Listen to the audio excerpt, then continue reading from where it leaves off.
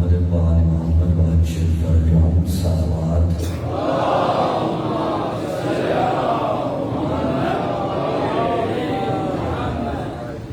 أعوذ بالله السميع العليم من الشيطان اللعين الرجيم. بسم الله الرحمن الرحيم. بسم الله النور بسم الله نور النور بسم الله نور على نور. بسم الله الذي هو مدبر الأمور. بسم الله الذي خلق النور من النور وأنزل النور على النور. الحمد لله الذي نور قلوبنا بنور ولاية المعصومين عليهم السلام. والصلاة والسلام على حبيبنا وحبيب إله العالمين أبي القاسم محمد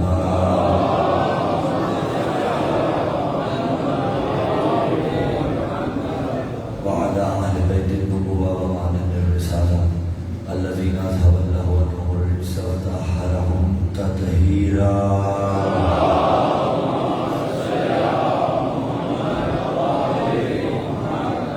ولعنة الله على جميع أعدائهم من يوم يقال نطفتهم إلى قيام يوم الدين. أما بعد، قال الله تعالى في كتاب الله الناطق والقرآن الصادق والنور الصادق. بسم الله الرحمن الرحيم. وعد الله الذين آمنوا منكم وعملوا الصالحات ليستخلفنهم في الأرض كما استخلف الذين من قبلهم ولا يمكنن لهم دينهم الذي ارتضى لهم ولا يبدلنهم من بعد خوفهم أمنا يعبدونني لا يشركون بي شيئا ومن كفر بعد ذلك فأولئك هم الفاسقون. السلام على الحسين وعلى علي بن الحسين وعلى اولاد الحسين وعلى اصحاب الحسين. درود بر ذات حسین.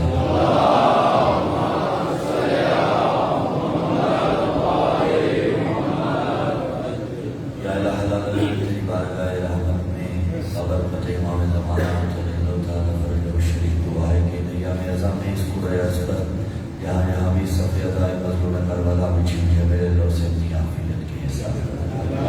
خالق مالک کریم خدا بحق کے باب الحوائج اول فضل العباس عبدالدار علیہ السلام ان ایام میں پروردگار عالم ہمیں حسین سے وفاداری کی توفیق عطا فرما. ان ایام میں مکتب تشیع کو ملت تشیع کو اتحاد عطا فرما. امت مسلمہ کو پروردگار عالم اتحاد عطا فرما. جو مومنین و مومنات پریشان حال ہیں ان کی پریشانی دور ہو. یا الہ العالمین، جو ہم تجھ سے مانگ رہے ہیں اگر ہمارا مانگنا ہمارے حق میں بہتر ہے تو ہمیں عطا کر دے، اور اگر ہمارا مانگنا ہمارے حق میں بہتر نہیں تو جو ہمارے حق میں بہتر ہو سیدہ سلام اللہ علیہ کے صدقے میں ہمیں وہ عطا فرما. صاحب العصر والزمان جل اللہ تعالی فرج و شریف کے ظہور میں تاجیل ہو، مرحومین کے درجات بلند ہو.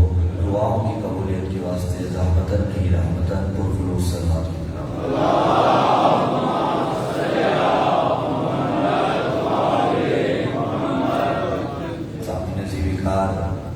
فرزندان عالم اسلام، برادران اہل سنت، عاشقان محمد مصطفیٰ، شیعان علی مرتضیٰ، بحمد اللہ بتوفیق الہی و بتعین محمد وآل محمد علیہ السلام.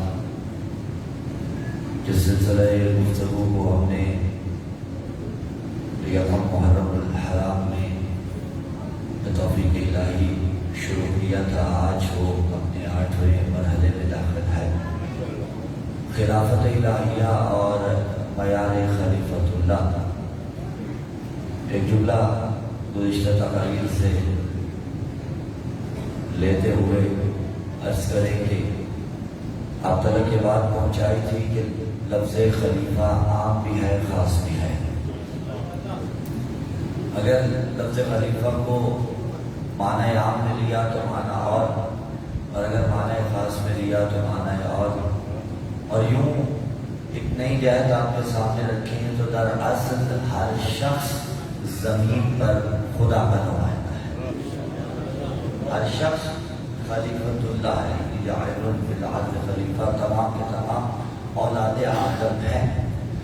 اب اگر معنی خاص اور عام آپ کے اذہان عالیہ میں موجود ہے تو میں آج کے دن کی مناسبت سے ہی اور اپنے موضوع ہی سے مربوط پہلا جملہ آپ تک پہنچاؤں کہ رسول کے خلیفہ کو علی کہتے ہیں۔ بھئی آپ جانتے ہیں 8 محرم الحرام کا دن کن کے واسطے منسوب ہوتا ہے؟ رسول کے خلیفہ کو علی کہتے ہیں اور علی کے خلیفہ کو عباس کہتے ہیں۔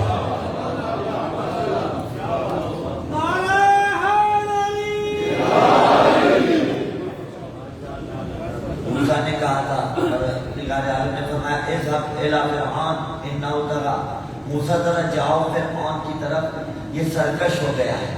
موسیٰ ذاتی کام کے لیے جا رہے تھے، الہی امر کے لیے جا رہے تھے، اور موسیٰ نے مطالبہ کر لیا ٹھیک ہے بارے الہ تیرے کام کے لیے جا رہا ہوں نا تو رب اشرح لی صدری ویسر لی امری واحلل عقدۃ من لسانی، کام تیرا ہے میرے سینے کو کشادہ کر۔ اچھا سینہ کشادہ کرنے سے کیا ہوتا ہے؟ یعنی علم سنبھالنے کے لیے نا ظرف چاہیے ہوتا ہے، ظرف نہ ہو تو علم سنبھالا نہیں جاتا، بھائی ظرف نہ ہو تو علی سینے میں نہیں آتا، اور اگر ظرف خدا نخواستہ خراب ہو تو پھر علی نکلنے میں بھی انسان کو حلق سے نیچے ہی لفظ علی نہیں اترتا، حلق سے نیچے ہی یا علی مدد نہیں اترتا، حلق سے نیچے ہی یا پر فضل عباس علمدار نہیں اترتا، اور اگر ظرف پاک و پاکیزہ ہو تو پھر ورد زبان ہے نام تیرا یا علی مدد۔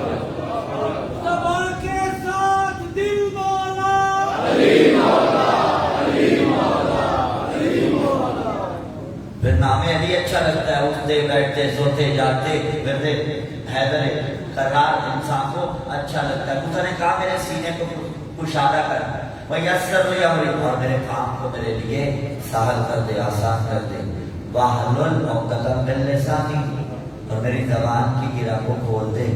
مبلغ کے لیے پہلی شرط ہے زبان میں روانی ہو۔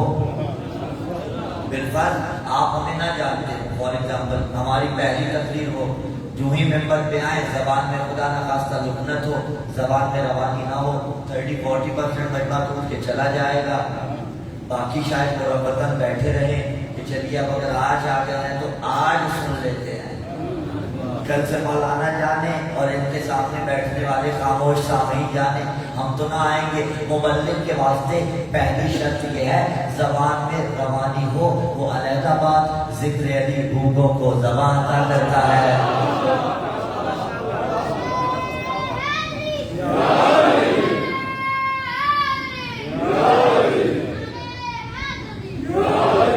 وَاجْعَلْ لِي وَزِيرًا مِّنْ أَهْلِي، اور میرے آہد سے میرے ایک وزیر کو بنا دے۔ اچھا ہارون آخی، وہ ہارون کے جو میرا بھائی ہے، ہارون میرا بھائی ہے، بنانا کیا ہے؟ وزیر۔ چلیے ایک لحظے کو یہاں رکھیے گا، آج مسلمانوں کے فرق میں سے کچھ فرق ایسے ہیں جو مہدی موعود کا عقیدہ رکھتے ہیں، کچھ خاص فرق ہے جو نہیں رکھتے، ہم ان سے بات نہیں کرتے، لیکن الحمدللہ برادران کے یہاں بھی مہدی موعود کا عقیدہ ہے۔ دنیا مسیحا کی منتظر ہے، دنیا عدل و انصاف کی منتظر ہے، اور عدل و انصاف حجت دورہ کا منتظر ہے۔ محمد و آل محمد بلند تر صلوات۔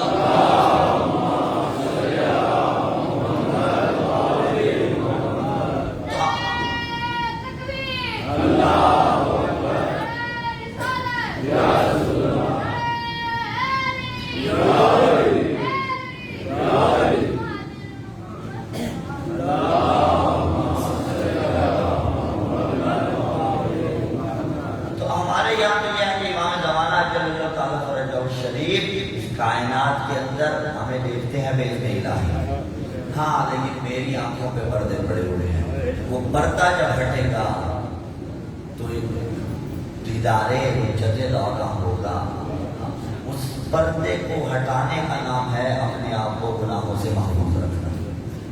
لیکن برادران کے یہاں دو نظریے ملے، ایک نے کہا کہ جی مہدی موعود نے آنا ہے لیکن ابھی وہ پیدا نہیں ہوئے، دوسروں نے کہا کہ ہاں پیدا ہو چکے ہیں لیکن آنا بھی ہے، یعنی آنے پر دونوں متفق ہیں، لیکن نظریہ یہ کہ ابھی پیدا نہیں ہوئے، اور دوسرا یہ کہ پیدا ہو چکے ہیں۔ ہمارے یہاں مسلم ہے کہ دنیا میں موجود ہیں اور کائنات کا نظام ہی ان کی برکت سے رواں دواں ہے۔ لولا حجت اللہ ارض لساخت الارض باہلها، اور خود امام زمانہ جل تعالی فرج الشریف فرماتے ہیں کہ انا غیر مهملین لمراعاتکم ولا ناسین لذکرکم ولولا ذالک لنزل بکم الاعضاء واستلمکم الاعداء۔ ہم تم پر نظر کرم کیے ہوئے ہیں، اور اگر ہم تم پر نظر کرم کیے ہوئے نہ ہونا تمہارا دشمن تمہیں چن چن کے کھا جاتا ہے۔ دیکھیے کہ ہم کیوں یعنی میں کہہ سکتا ہوں کہ ہمارا وجود ہی علی کے 11ویں لال کا صدقہ ہے۔ ہم جو جی رہے ہیں وہ امام زمانہ کے صدقے میں۔ کہا برادران نے کہ پیدا ہو چکے ہیں، دوسرے گروہ نے کہا نہیں ابھی انہیں پیدا ہونا ہے، لیکن دونوں اس پر متفق ہیں کہ آئیں گے ضرور، مہدی موعود نے آنا ہے۔ ہم نے کہا جھگڑا نہیں، چلیے 8 محرم الحرام کی علی مسجد کی اس مجلس زیرہ میں معاملہ سارٹ آؤٹ کر دیتے ہیں۔ جب آپ کا عقیدہ ہے کہ مہدی موعود نے آنا ہے تو ایسا کر لیجئے اس مہدی موعود کو خود بنا لیجئے، کسی طرح سے بنا لیجئے، اجماع سے بنا لیجئے۔ تو جواب یہی آئے گا بابا ہم بنا نہیں سکتے، تو یہی تو ہم بتاتے ہیں کہ جب 12ویں کو اپنی مرضی سے نہیں بنایا جاتا پہلے علی کو کیسے بنایا جا سکتا ہے؟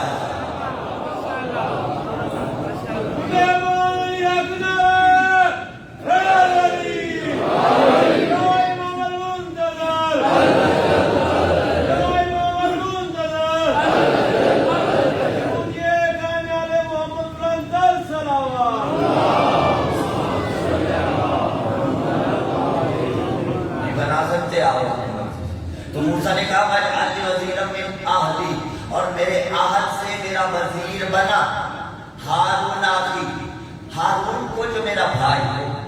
آگے بات کمال کی ہے، سورہ طٰہٰ کی آیات ہے اَخِشْدُدْ بِهِ أَزْرِی، یہ جو ہارون کو میرا بھائی بنائے گا نا، اَخِشْدُدْ بِهِ أَزْرِی، اس کے ذریعے میرا زور کمر مضبوط ہوگا۔ زور کمر مضبوط ہوگا یعنی تعبیر استعمال کی کہ میں دین الہی کی تبلیغ کے واسطے اپنا بہترین مددگار پالوں گا۔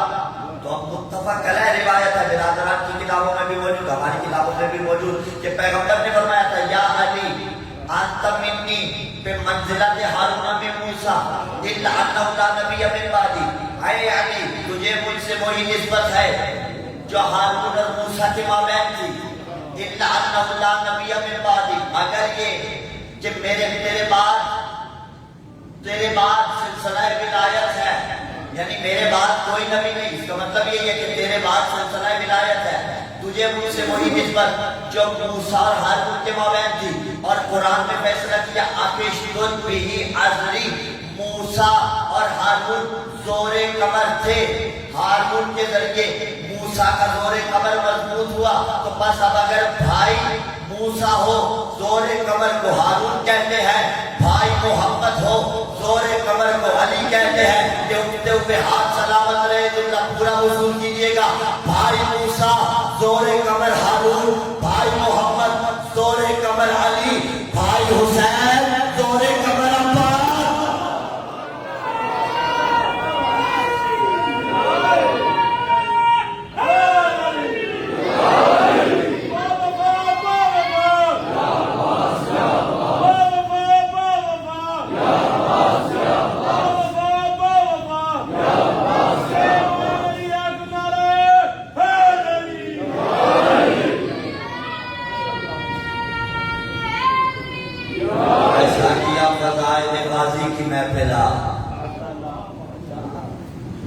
بھرنے سے پہلے جان علی سے قصہ سنا، آب وفا کو آب مودت میں یوں ملا،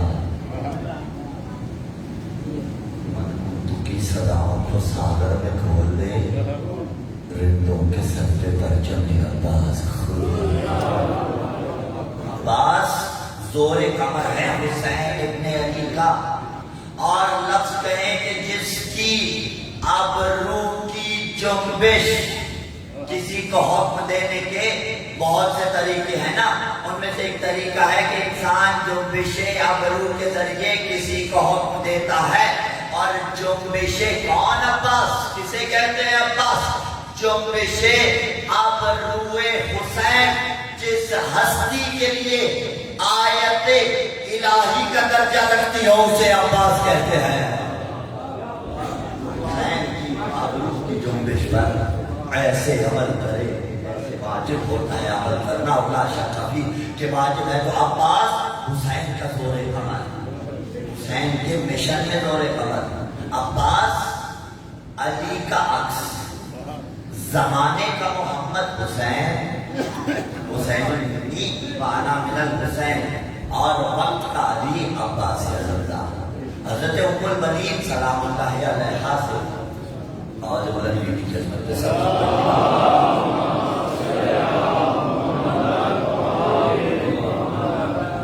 یہ جو عقد کیا مولا امیر علیہ السلام نے، آپ جانتے ہیں وجہ یہی تھی کہ ایک جری اور بہادر بیٹا پیدا ہوگا کہ جو کربلا میں نصرت حسین کے واسطے کام آئے گا. اب جناب عقیل جو نسب شناس تھے، ان کو مولا امیر نے کہا کہ آپ تلاش کیجیے. مقام فکر یہ ہے، علی سے بڑا علی کوئی نہیں.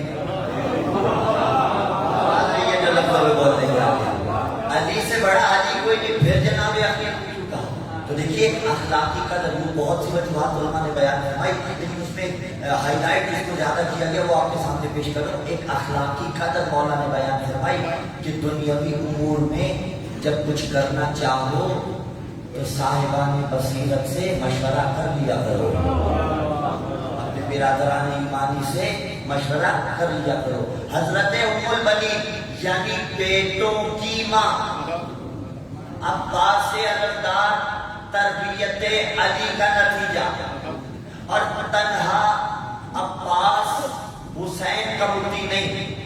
آپ زیارت میں مولا فضل عباس علمدار کی کہ یہ جملے پڑھتے، السلام علیکم ایھا العبد الصالح، اے عبد صالح، المطیع للہ ولرسولہ ولامیر المومنین والحسن والحسین، اے پنجتن کے مطیع، آپ پر ہمارا سلام ہو.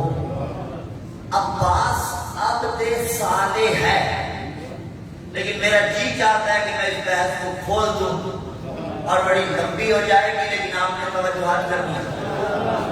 علی نے کہا تھا الہی کفا بعزت ان اکون لکا عبدا. دوسرے مقام پہ اسی میرے مولا علی نے کہا انا عبد من عبید محمد. کیا دونوں علی کے فرامین ہیں یا نہیں؟ ایک طرف کہا الہی کفا بعزت ان اکون لکا عبدا، میرے اللہ علی کی عزت کے لیے یہی کافی ہے کہ تیرا علی عبد ہے. وَكَفَى بِفَخْرًا أَن تَكُونَ لِي رَبًّا، اور فخر علی کے لیے یہی بات کافی ہے کہ تو علی کا بھی رب ہے. أَنْتَ كَمَا أُحِبُّ فَاجْعَلْنِي كَمَا تُحِبُّ، تو ویسا ہے جیسا میں چاہتا ہوں، مجھے ویسا بنا جیسا تو چاہتا ہے. چلیے استفہام کر رہے ہیں آپ سے، استفہام مجازی. سما باللہ تعالیٰ نعوذ باللہ، ذات علی کیا خدا کو پسند نہ تھی؟ سوچا بھی تو عقیدہ گیا، ایمان گیا، اعتقاد گیا. پھر علی کہہ رہے ہیں کہ مجھے ویسا بنا جیسا تو چاہتا ہے. میں لفظ بدل دیتا ہوں، بھائی علی کی ذات پسند تھی یا نہیں تھی؟ خدا کے نزدیک فیوریٹزم کی سپرلیٹو ڈگری کو علی کہا جاتا ہے.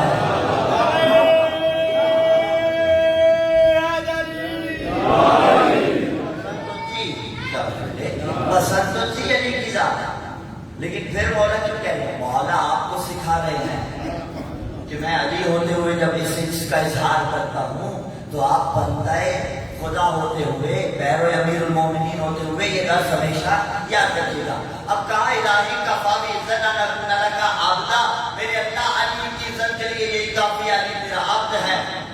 دوسری طرف کہا انا عبد من عبید محمد، لفظی ترجمہ اگر کریں تو میں محمد کے عبد ہوں، عبید محمد، چھوٹے موٹے عبید میں سے ایک عبد ہوں. معنی ایک ہے کیا؟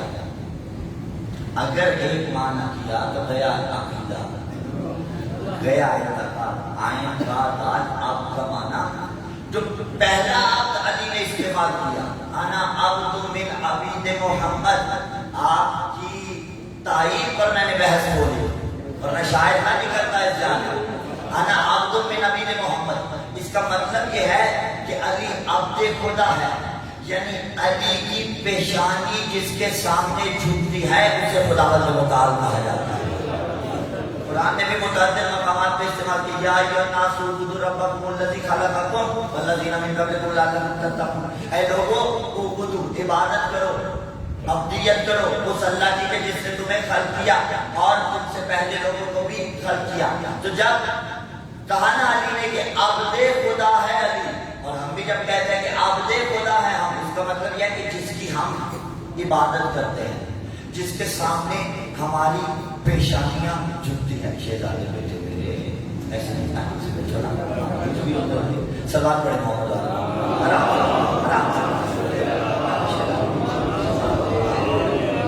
آپ تھوڑا سا آگے آگے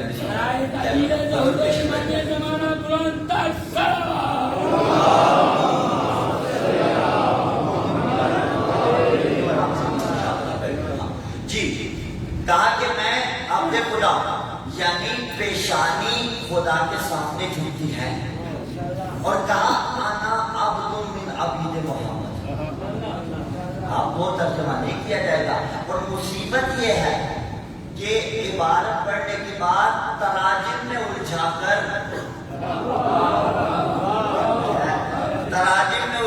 گمراہ کیا جاتا ہے. انا عبد من عبید محمد، یہ مطلب نہیں کہ میں محمد کے سامنے پیشانی جھکاتا ہوں، میں محمد کی عبادت کرتا ہوں.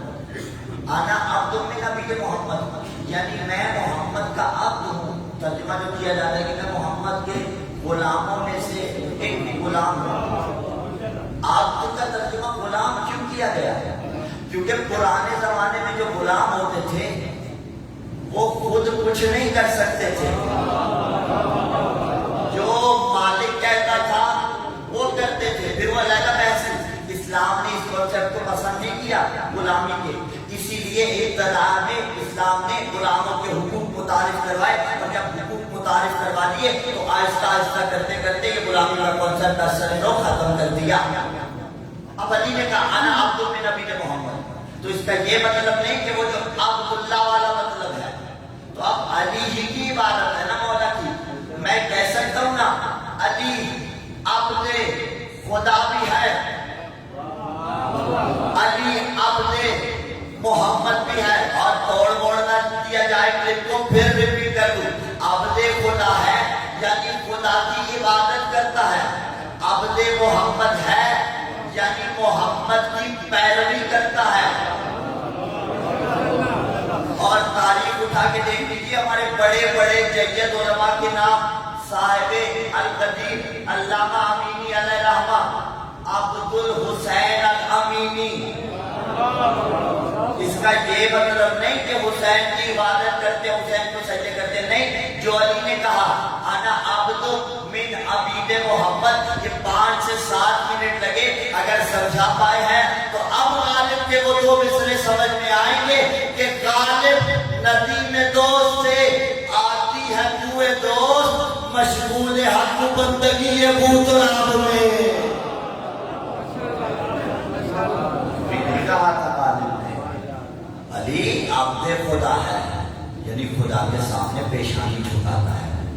انا عبد من عبید محمد، علی عبد رسول ہے یعنی رسول کا متی ہے. السلام علیکہ ایھا العبد الصالح، اے عبد صالح.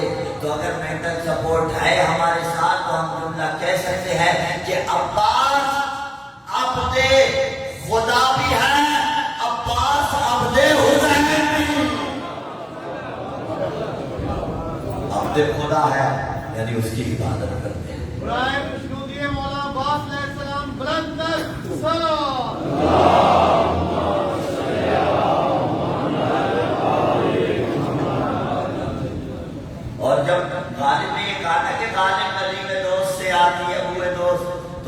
سے خط آ گیا تھا غالب کے نام.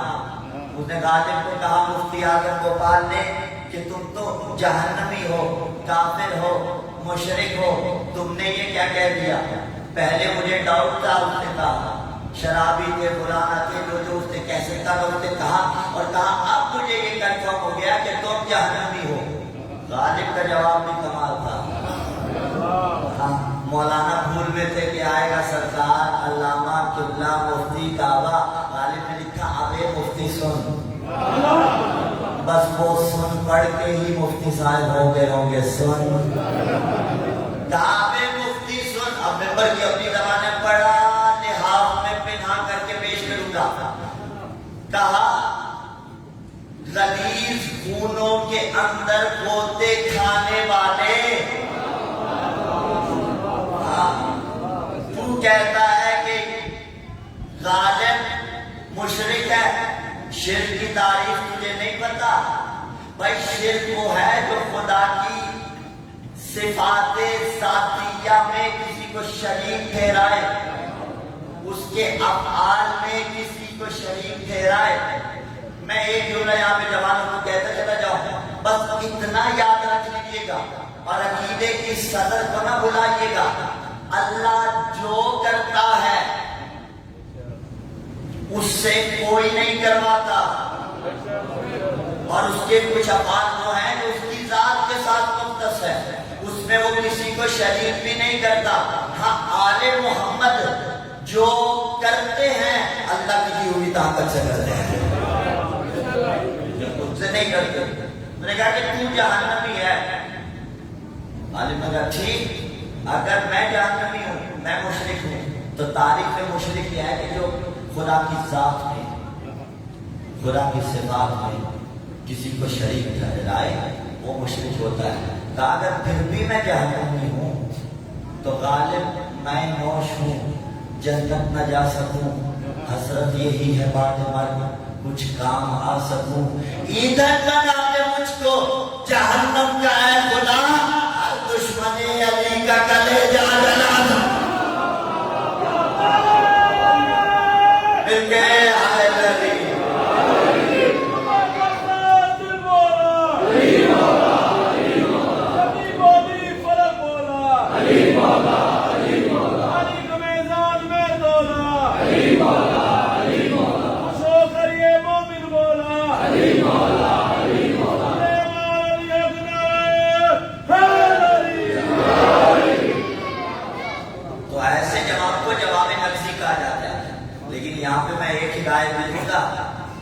غالب کے جواب کو اپلائی نہ کر لیجیے گا زندگیوں میں. آج لینے کے دینے بھی پڑھ سکتے ہیں، لیکن وہ دراصل جواب اسے خاموش کروانے کے لیے تھا، اپنے دو مصروں کی تائید کے لیے تھا کہ غالب نبی میں دوست سے آدھی ہوئے دوست مشغول حق بندگی ابو تراب میں. تو حسین علیہ السلام کے پیروکار کو جیسے علی محمد کے پیچھے چلتے تھے، انا عبد من نبی محمد، ایسے ہی عباس حسین کے پیچھے چلتے تھے. وہ عباس سے علمدار کہ اطاعت حسین کا نام ہے عباس سے علمدار. اور خوبصورت نام ہے یہ جو آپ لگاتے ہیں پنجابی میں کہ میں نوکر کا عزیزہ، بہت خوبصورت ہے، بہت عزیز لگتا ہے کہ میں عباس کا نوکر. لیکن زمانہ جینے نہیں دیتا تھا، جہاں ہم لائیں وہی مقابل میں کچھ نہ کچھ تو بنانا ہوتا ہے، کچھ نہ کچھ تو بناتے ہیں. اور مقابلے میں اس کے بھی آگے آپ نے کہا ٹھیک ہے، جسے جس کا نوکر بننا ہے بنے، ہمیں اس پہ کوئی اشکال نہیں، ہمیں کوئی اعتراض نہیں. جسے جس کا نوکر بننا ہے بنے، لیکن یاد رکھو عباس کس کے نوکر ہیں؟ صرف حسین کے نہیں، پنجتن کے. تو ہم جو کہتے ہیں نا میں نوکر عباس کا، اس کا مطلب یہ ہے کہ میں پنجتن کا نوکر ہوں. اگر آپ نے کوئی نعرہ اس کے مقابلے میں تخلیق کیا تو مقابلے میں نہ لائیے، اس لیے کہ جو پنجتن کے مقابلے میں آئے اس کے پاس بچنا کچھ نہیں.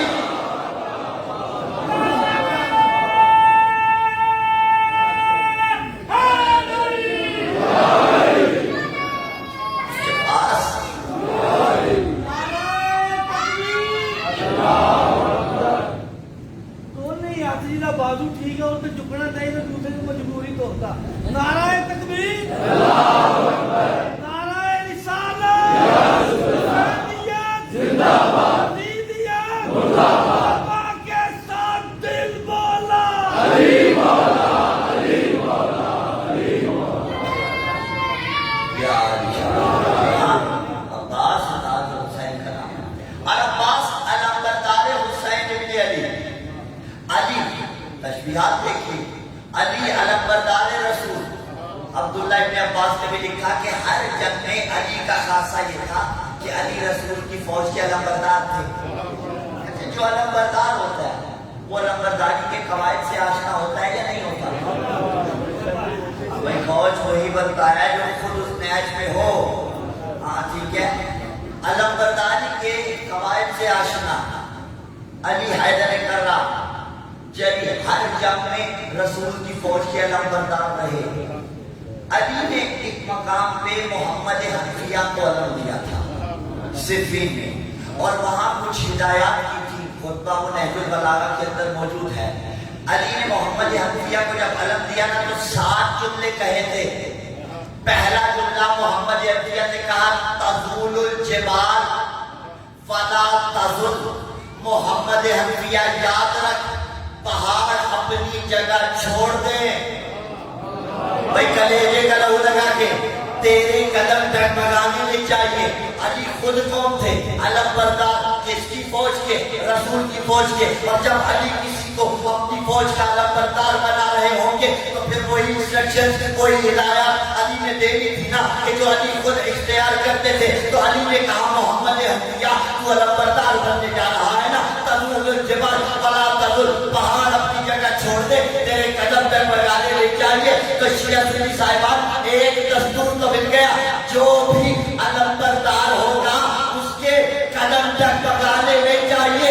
पहाड़ डगमगा जाए वो न डगमगाए, और जो पहाड़ पे जाने का आदि हो वो अलमबरदार नहीं होता।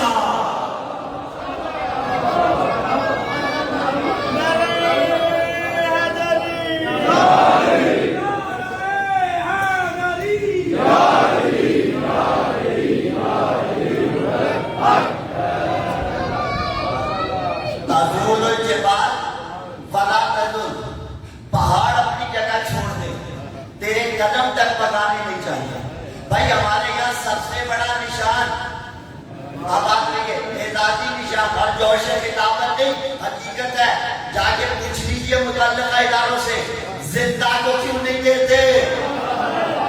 क्यों जिंदा को नहीं देते? मरना शर्त क्यों है? तो जवाब देते कि बाबा जिंदा को अगर दे दिया और अगली जंग में भाग गया उसका कुछ नहीं जानेगा।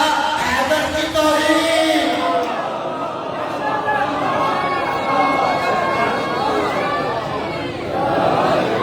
कुछ नहीं जाएगा।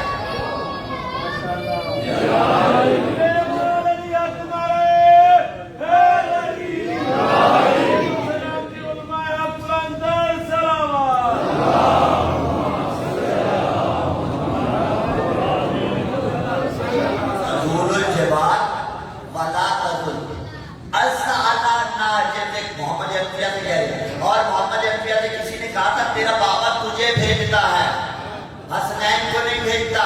कहा हसनैन है बाबा की आंखें, मैं हूं बाबा का हाथ, आंखों का दिफा हाथ ही के तो जरिए किया जाता है।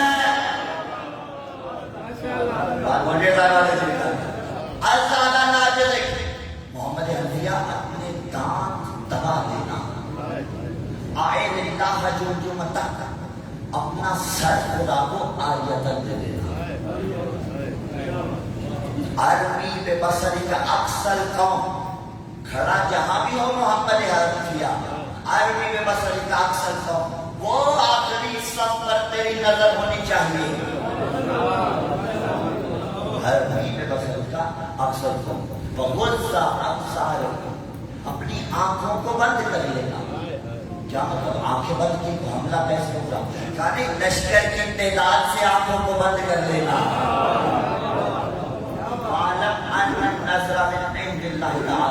और हाँ ये जान लो कि हकीकी नुसरत खुदा ही की तरफ से आ रही है। यानी अब दस्तूर मौला ने दिया कि अलमबरदार ऐसा होता है قائد کلی جب مل گیا جناب عباس کی ذات پر اپلائی کے لیے، میں کہہ سکتا ہوں نا حسین کی فوج کا لمبردار ہے، پہاڑ اپنی جگہ چھوڑ سکتے ہیں، عباس اپنی جگہ نہیں چھوڑ سکتے۔ عباس کی نظر سامنے والی فوجوں کے آخر پہ ہوتی ہے، اور ایک جملہ کہہ دے، میمنہ میسرہ قلب لشکر، ان ٹرم سے جنگ کی آپ واقف ہے نا، رائٹ سائڈ والا لشکر، لیفٹ سائڈ والا لشکر، سینٹر لشکر کا وہ میمنہ میسرہ قلب لشکر۔ جملہ مطلب فضائل میں کہہ رہے ہیں حسین پابند شریعت تھے، حسین کو مشن بچانا تھا، اگر فقط سر اڑانے ہوتے نا تو ایک مرتبہ منظر دیکھیے گا منزل فضائل میں ہے، اور دعائیں چاہیں گے بزرگان سے جوان تائید فرمائیے گا، اگر فقط سر اڑانے ہوتے حسین درمیان میں چلتے، دائیں عباس ہوتے، بائیں علی اکبر، پیچھے قاسم اور محمد، میمنہ کو الٹا کے میسرہ پہ پھینک دیتے، میسرہ کو الٹا کے میمنہ پہ پھینک دیتے، قلب لشکر کو ایسے اڑاتے جیسے علی نے کعبہ۔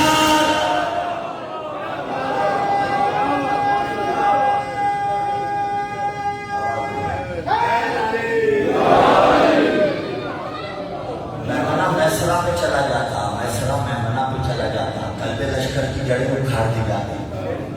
لیکن جنگ جیتنا مقصود تھا، البتہ مشن کیا، عباس سے بڑا جری کوئی نہیں۔ خوب لکھا نا کہ امام باڑوں کو جب ہم سوار لیتے ہیں ملائکہ کو زمین پر اتار لیتے ہیں۔ آخری مصرے میں طنز کیا گیا ہے، اور طنز شریعت نے اسے ناپسند کرا، لیکن جہاں بات حق و باطل کی ہو تو پھر طنز کرنا جائز ہے۔ ہاں کہ بابا اسے آپ اپنا امام مانتے ہیں، حضرت بابا یہ دعوی نبوت کر رہا ہے، دعوی نبوت بھی تو لوگوں نے غلط کیا نا، ٹھیک ہے، یہاں آج کل دعوے بہت سے ہوتے ہیں، میں کھول نہیں سکتا سارے کے سارے۔ امام باڑوں کو جب ہم سوار لیتے ہیں ملائکہ کو زمین پر اتار لیتے ہیں، یہی تو راز ہے سلمان کی ترقی کا، علی سے درس انکسار لیتے ہیں۔ سپاہ شام کہاں شمر کہاں عباس، پھر سنیے گا، سپاہ شام کہاں شمر کہاں عباس، کبھی سنا ہے ہرن شیر مار لیتے ہیں۔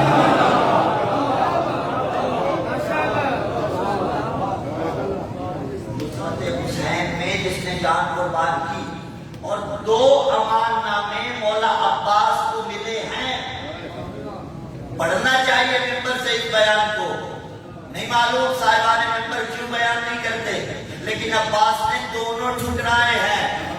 عظمت عباس کو دیکھیے، ادھر حسین ہے، ادھر یزید کی فوج کا لشکر ہے، اور شمر کا تعلق جا کے بی بی ام البنین کے قبیلے سے ملتا تھا، ٹھیک ہے، لیکن قریبی بھی ہو کوئی، اگر کوئی نبی کا بیٹا ہو، زمانہ اسے دلیل بنا لیتا ہے نا، آدم کے 2 بیٹے حابیل اور قابیل، حابیل میں درود پڑھتے ہیں، قابیل میں بے شمار کرتے ہیں، بابا کوئی نبی کا بیٹا بھی ہو گمراہ ہو جائے تو ہم اسے نہیں مانتے، یہ تو پھر بڑی دور کا تعلق تھا۔ امان نامہ اس شمر ملعون نے آگے دیا تھا، اور اس کو مخلصی نہ سمجھیے گا، یہ اسٹریٹجی تھی کہ دھوکہ دے دیں، عباس کو ادھر کھینچ لیں، لیکن جانتے نہیں تھے، بھولے بھٹکے تھے۔ شمر نے جب امان نامہ لا کے مولا عباس کو پیش کیا، پہلے تو مولا نے جواب ہی نہیں دیا، یہ بلاتا رہا کہ آپ کے لیے امان ہے، مولا نے جواب نہیں دیا۔ امام حسین علیہ السلام نے کہا اس کا جواب دیجئے، اب جب جواب دیا، امان نامے میں کیا تھا؟ امان نامے میں یہ تھا آپ کو بھی امان ہے، لیکن شرط یہ ہے حسین کو چھوڑ دے، جملہ سنبھالیے گا، شرط یہ ہے حسین کو چھوڑ دے۔ عباس نے کہا تم پہ بھی لانا، تمہارے امان نامے پہ بھی لانا۔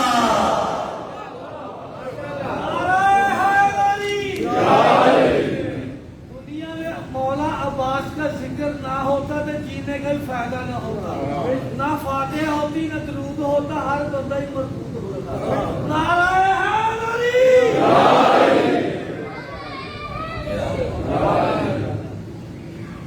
دونوں امان نامے مولا ابوالفضل عباس نے ٹھکرائے. یہ حضرت عباس دیکھیے کہ اطاعت حسین کا عملی پیکر ہے عباس اعظم کا. وفا جس پہ نازا ہو. اور میں منزل فضائل میں ایک جملہ کہہ رہا ہوں. کل میں نے عرض کیا تھا کہ برآمدی چونکہ آپ کی رات کی ہیں لہٰذا انشاءاللہ العزیز کو قبلہ علامہ محسن رضا کاظمی صاحب کے لیے میں مضمون چھوڑ دیتا ہوں کہ شب میں وہ پڑھا کرے. میں کوئی اور مضمون پڑھ رہا ہوں اسی واسطے. لیکن منزل فضائل میں کہہ رہا ہوں جناب عباس کا صاحب آج نہیں پڑھیں گے ہم. منزل فضائل میں کہہ رہے ہیں قبضہ عباس نے کہا کیا فرات پہ کیا نا. میں دعائیں چاہوں گا اس جملے پر. دیکھیے تخیل ہے اور ہمارا ذاتی تخیل ہے, اپنی شریعت کے ساتھ ٹکراتا بھی نہیں. عباس نے فرات پہ قبضہ کیا اور پانی نہیں پیا. میں کہتا ہوں اس سے آگے بڑھیے کہ جو فرات پہ قبضہ کر لینے کے بعد پانی پینا تو دور, پانی کی بو بھی حلق میں محسوس نہ کرے اسے عباس کہا جاتا ہے. نہ آنے دے اطاعت حسین کے واسطے پانی کی بو سے عباس کہا جاتا ہے. عباس وفا سکھاتے ہیں, وفا دین سے سکھاتے ہیں مولا, وفا حسین سے سکھاتے ہیں مولا. عزیزان گرامی یہ قدر دیکھنا پڑے گا کہ میں عباس سے با وفا کا ماننے والا ہوں. ہاں, اور یہ جتنے بھی نعرے مولا ابوالفضل عباس سے مربوط ہیں خصوص جن میں وفا کا تذکرہ آتا ہے ضرور لگنے چاہیے. لگایا کیجیے ان نعروں. یہ نعرہ آپ کو حوصلہ دیں گے, یہ نعرہ آپ کو ہمت دیں گے, یہ نعرے آپ کو طاقت دیں گے. لیکن وفائے عباس سننے کا حق کیا ہے؟ وفائے عباس سننے کا حق یہ ہے کہ میں اگر زندگی میں اپنے عزیز و اقارب کے ساتھ رہ رہا ہوں تو میں ان سے وفادار ہوں. وفائے عباس سننے کا حق یہ ہے, بنا کر کے پیش کروں گا کہ اگر کسی کا بابا کسی بچی پہ ٹرسٹ کرتا ہے تو وہ بابا کے ٹرسٹ کو کبھی نہیں توڑے. وفائے عباس کا مطلب یہ ہے کہ کسی کا بھائی اگر کسی پہ بھروسہ کرتا ہے تو وہ بھائی کے اعتماد کو نہ توڑے. رشتے نبھانا سیکھیے عباس کے ساتھ. وفا عباس سکھاتے ہیں. وفائے عباس کا سلیقہ یہ ہے کہ میں اگر علم عباس اٹھا رہا ہوں ایام میں اور اٹھاتے رہیں گے اسی پہ تو فخر ہے. تو ان ایام کے بعد اگر میں حلقہ ماتم میں کھڑے ہو کے عباس کا ماتم کرتا رہا, اگر میرے ہاتھ سینے تک آتے رہے تو ان ایام کے بعد میرے ہاتھ تکبیرۃ الاحرام کے لیے جانے چاہیے. صبح شام مجھے اگر موقع غازی بننا ہے تو مجھے ویسی اطاعت کی کوشش کرنی ہے. ایک دم سے نہیں ہوتا, لیکن مدد عباس سے طلب کر کے حسین کی سیرت میں چلنے کی کوشش کرنی ہے. ناظرینو آئیے تذکرہ کر لیتے ہیں آج حسین کے علی اکبر کا. میرے اور آپ کے چھجے مولا سے کسی نے پوچھا تھا مولا سب سے زیادہ شیریں شے کون سی ہے؟ مولا نے کہا سب سے زیادہ میٹھی نعمت میٹھی چیز جوان اولاد ہے. مولا پھر تلخ کیا ہے؟ کہا اسی جوان اولاد کا مر جانا. اجر کو بدل جاؤ. سیرت میں, صورت میں, کردار میں, گفتار میں جو رسول کی شکل, جب بھی اللہ نوازوں پہ رحم کرے, جب بھی زیارت رسول کے مشتاق ہوتے علی اکبر علیہ السلام کو دیکھتے نا. اور اللہ ایک جملہ کہے بلا تشبیہ, اتنا پیارا تھا حسین کو علی اکبر کہ کربلا سے کوفہ, کوفہ سے شام, جس نیزے کی بلا تشبیہ نوک پہ اکبر کا سر تھا حسین کا سر اسی طرف مڑ جاتا تھا. اجر کو بدل جاتا. اجرکم اللہ. اور بی بی ام لیلا ایک رات حجرے سے باہر گئی ہے. جب واپس آئی دیکھا حسین اکبر کے سینے کے بوسے لے رہے ہیں. کہا آقا یہ کون سا انداز ہے؟ کہا ام لیلا آپ آج دیکھ رہی ہیں جب تک حسین اکبر کے سینے کے بوسے نہ لینے حسین کو نیند نہیں آتی. یہ بات روایت میں ملتی ہے کہ جب مولا نے اجازت چاہی نا حسین نے اکبر کو روکا نہیں. وجہ کیا سمجھ سکتے ہیں ہم آپ؟ شاید یہی وجہ کہ یہ تو سیرت صورت کردار گفتار میں محمد کی شبیہ ہے. اور مجھے تو اذان علی اکبر اکبر سے دلوانے کی بھی حکمت یہی سمجھ میں آئی کہ اس کے لہجے میں محمد کا لہجہ سنیں گے شاید زینب کا پردہ بچ جائے گا. اجرکم اللہ اجرکم اللہ. حسین نے اجازت دی. کہا جس نے ماں بن کے پالا ہے اس سے مل کے آ. عزادارو حسین نے ایک نظر علی اکبر کی طرف کی. بس دو ہستیاں ایسی ہیں جو خیام سے ایسے نہیں نکلی جیسے جگجو نکلتے ہیں. پھر کریے سوال کیسے نکلے؟ عزادارو دو ہستیاں ایسی ہیں جو خیام سے ایسے نکلی جیسے بھرے گھروں سے جنازے نکلا کرتے. اجرکم اللہ اجرکم اللہ.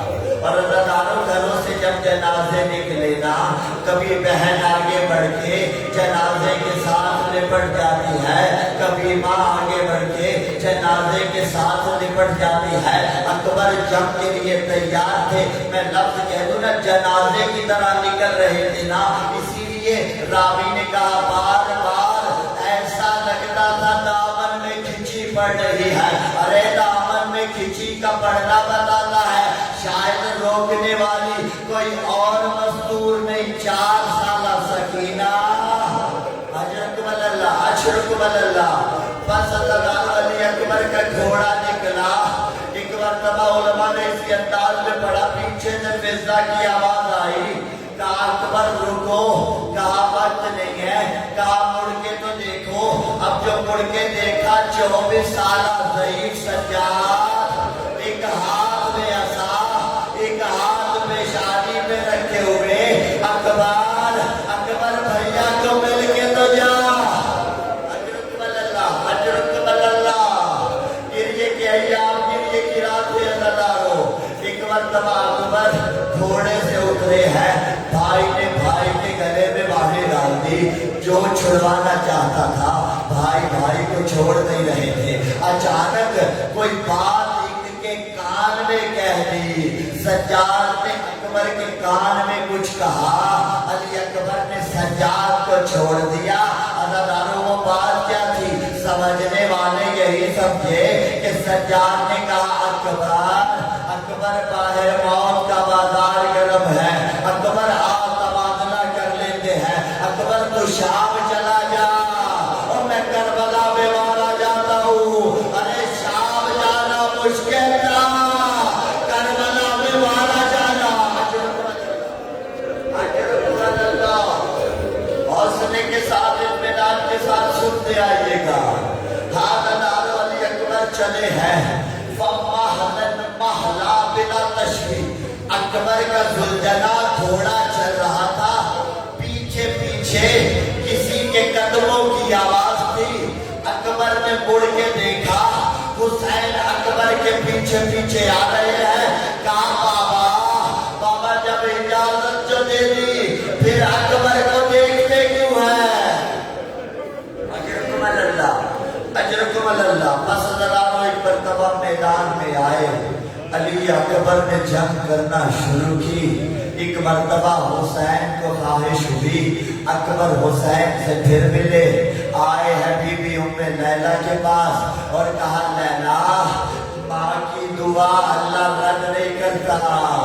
ماں اپنے بچوں کے حق میں دعا کرے نا اللہ ان دعاؤں کو رد نہیں کرتا. لیلا نے دعا کی اے یعقوب کو یوسف میں لانے والے, اور حسین کو اکبر ملا. عزادارو ابھی اکبر کا گھوڑا ہلایا، حسین نے اکبر سے ملاقات کی، کہا اکبر کوئی خواہش ہے؟ کہا بابا بڑا پیاسا ہوں، بابا بڑا پیاسا ہوں۔ اپنے لب مبارک سے اکبر کو پانی پلانا چاہا، لیکن طلب کے اکبر بابا ارے تو مجھ سے بھی زیادہ پیاسا۔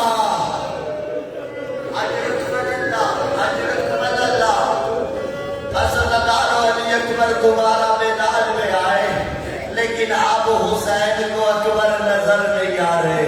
بلا تشبیہ اکبر زین سے زمین پہ جب آنے لگے نا، عزادارو علی اکبر نے گھوڑے کے گلے میں اپنے دونوں بازو ڈالے۔ روایت نے کہا کہ گھوڑے کی آنکھوں میں خون تھا، اسے پتہ نہیں چل رہا تھا اپنا کون ہے اور بیگانہ کون ہے۔ حق تو بنتا تھا حسین کی طرف واپس آتا، لیکن آنکھوں میں خون تھا، فوج اشکیا میں گھستا چلا گیا، اور جدھر سے اکبر گزرتا تھا ظالم تلواریں مارتے تھے۔ حسین کا